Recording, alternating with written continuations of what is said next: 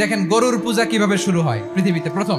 বনি ইসরায়েলের এক দুষ্ট লোক ছিল, নাম সামিরি। সে সবাইরে বলল তোমাদের স্বর্ণগুলো ফালাও। স্বর্ণগুলো ফেললো, বনি ইসরায়েলের স্বর্ণগুলোকে গলিয়ে গরুর বাচ্চা বানালো, গোবৎস।